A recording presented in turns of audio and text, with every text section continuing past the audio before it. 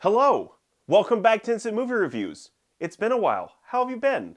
I genuinely want to know because, we've been gone for so long. But how have you been? We're back.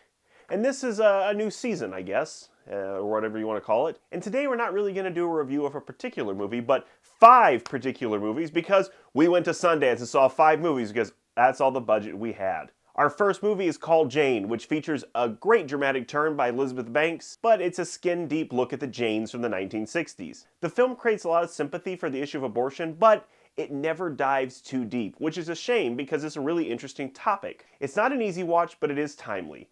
I just wish they had spent more of that time focusing on the cause itself. But Sigourney Weaver's in it, so that's always a plus. 3.5 out of 5. Next, we have When You Finish Saving the World. It's the directing debut of Jesse Eisenberg, from The Social Network and other movies, but this one he directed. It's a look at the relationship between a narcissistic mother and a narcissistic son. And sometimes it's painful to watch because the characters are just so darn cringy. They just do things that you're just like, stop doing that!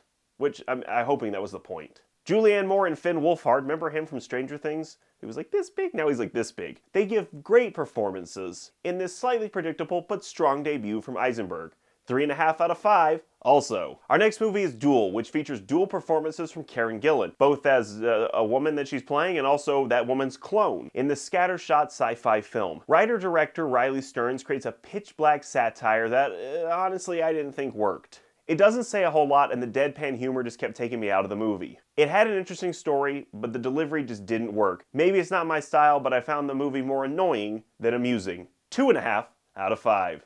Emily the Criminal features a strong and commanding performance from Aubrey Plaza, from Parks and Recreation and other things. Totally different character now. This isn't April Ludgate Commits a Crime, this is a totally different movie. She shines as Emily and creates a sympathetic and understanding performance as she's pushed to her breaking point and, spoilers, into a life of crime. The movie's not called Emily the Accountant. This tight thriller keeps moving along thanks to strong writing that is rooted in character. It doesn't quite nail the landing, but overall it's a rich character study and one of the best thrillers in recent memory. 4 out of 5. Last but not least, Honk for Jesus, Save Your Soul. A hilarious and heartfelt look at an attempted comeback by a mega church pastor. Sterling K. Brown steals the show as the church pastor. But the story is really about his wife, played by Regina Hall. She delivers a performance that I can only describe as perfect, as she navigates a performance that goes from absurd to heartbreaking, and sometimes at the same time. It's a movie that sticks with you.